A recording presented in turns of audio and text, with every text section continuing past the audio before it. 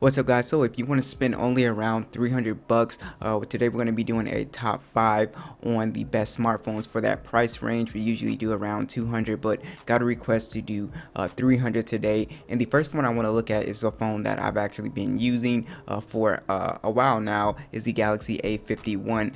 Very impressive. I was not expecting this phone to be this good. Now, you do have a really nice design. That's one of the things I really love about this one. And I have the kind of black version. It has the kind of psychedelic colors to it. It is a plastic phone and it is a little lighter than I would like, but it is still a pretty solid phone feeling. You do have the Super AMOLED display with the tiny little punch hole, which I actually found was actually pretty good. I'm used to full screen displays, but this was actually usable watching videos and stuff. It does not really annoy me like the notch, so very awesome there. It is a 6.5 inch display, so very nice, and it also has very slim bezels, very nice screen to body ratio. It is a 1080p display, 405 for the PPI, so overall just a very sharp and crystal clear display. I really enjoyed the display on here. You do have Android 10 right out of the box with One UI 2.0, which is really awesome. It's nothing stripped back on this guy, so you do have every feature that you would have on the more premium models. Now you have the Exynos 9611 with the Mali G72 GPU, so you can think of this as a mid-tier gaming phone. So you will be able to do gaming on here just fine. If you want to check out my gaming test, be sure to check that out on the channel. We do have micro SD support on here, as well as 64 gigs of storage and 4 gigs of RAM. So one of the areas where this phone definitely shines is in the camera department. So you have a quad camera setup, a 48 megapixel wide, a 12 megapixel ultra wide. You also have a 5 megapixel dedicated macro camera, which I think is really slept on. You also have a 5 megapixel depth sensor. It does shoot in 2160p, which is awesome. You do have a front facing camera at 32 megs that shoots in 1080p. Now this one actually keeps the headphone jack, which is great. You also have NFC on board for mobile payments, as well as USB Type-C, and the fingerprint scanner is under the glass, and it's actually very accurate. It's not like the A50 that I had.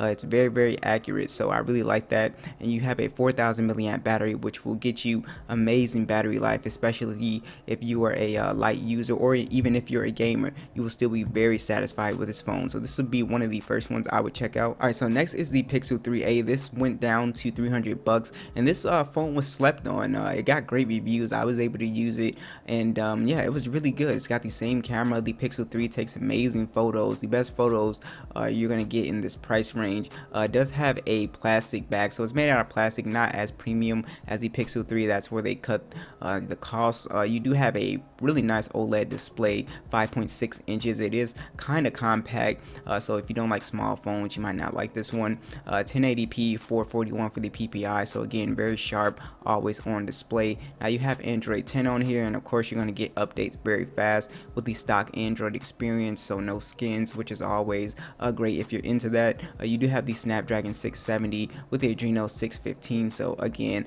a mid-tier chip. You'll game just fine on this phone. No expandable storage, 64 gigs of internal storage and 4 gigs of RAM. So again, the cameras on here are definitely the highlight. Now it's only one single 12.2 megapixel, which shoots in 2160p, and you have an 8 megapixel selfie camera that shoots in 1080p. But again, it's going to be the best camera that you can get pretty much in this price range, which is awesome. It takes really amazing photos. I can't stress that enough. So you do have some very loud stereo speakers on here, which I was surprised they put them in there. Very nice. It keeps the 3.5 millimeter jack, as well as NFC. Now you do have USB Type-C. You have the fingerprint scanner on the back, which is very fast. Now the battery life is actually pretty decent on this phone. It has a 3000 milliamp battery. You would think it would be trash, but it's actually really good. I'm thinking stock Android has something to do with that.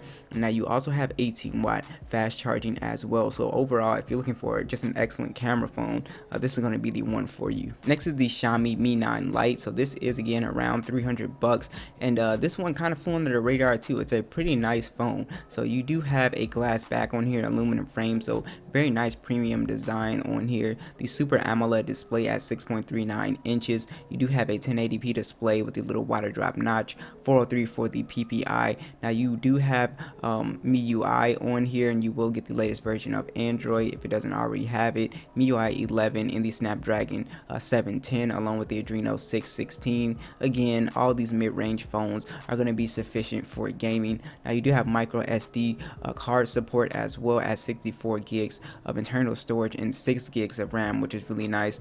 Now you have some very capable cameras, a 48 megapixel wide, an 8 megapixel ultra wide, and a 2 megapixel depth sensor.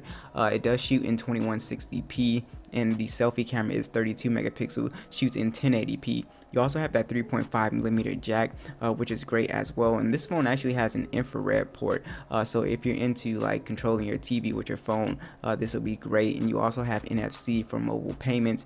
Now the fingerprint scanner is under the glass, which always gets cool points for me, and it seems pretty accurate from what I've seen. You have a pretty nice size 4030 milliamp battery, and it's very good. You will be able to get a day and a half, if not 2 days, if you're a light user. 18-watt fast charging as well. And yeah, this is just an overall really good phone. The next phone is the Mi 9T. So this is a phone that I actually use as a daily driver for a while, and I absolutely loved it. So you do have a very nice premium design, glass back, aluminum frame, just very nice. If you're into full display smartphones, this is going to be the one for you.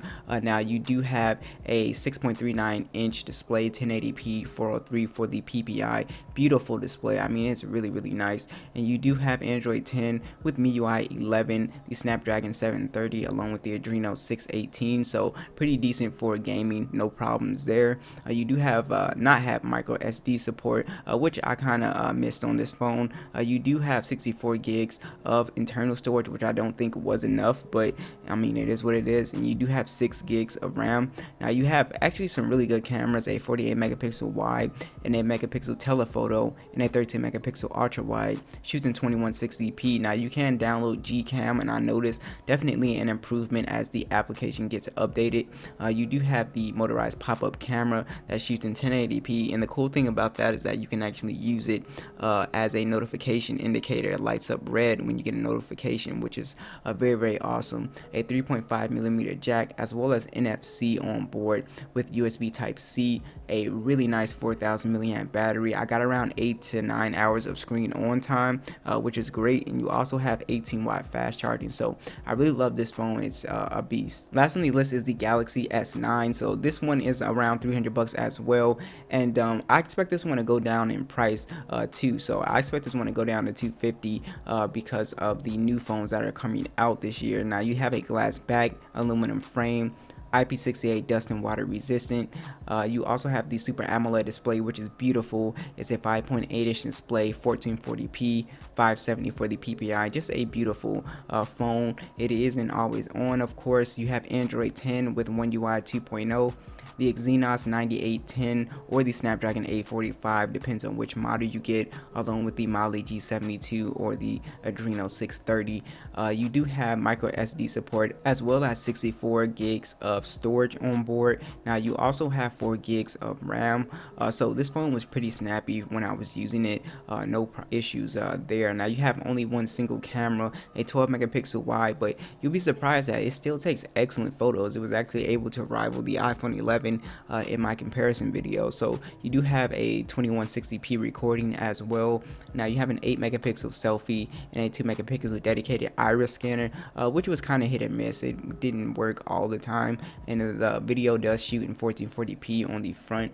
Now you have stereo speakers, which were very loud, very awesome, NFC on board, USB Type-C, of course, and you also have the Samsung DeX support as well, the desktop experience support, Bixby if you're really into that, of course that's there, and the 3000 milliamp battery and 15-watt fast charging, as well as wireless charging as well. So you're pretty much getting a flagship phone here for cheap.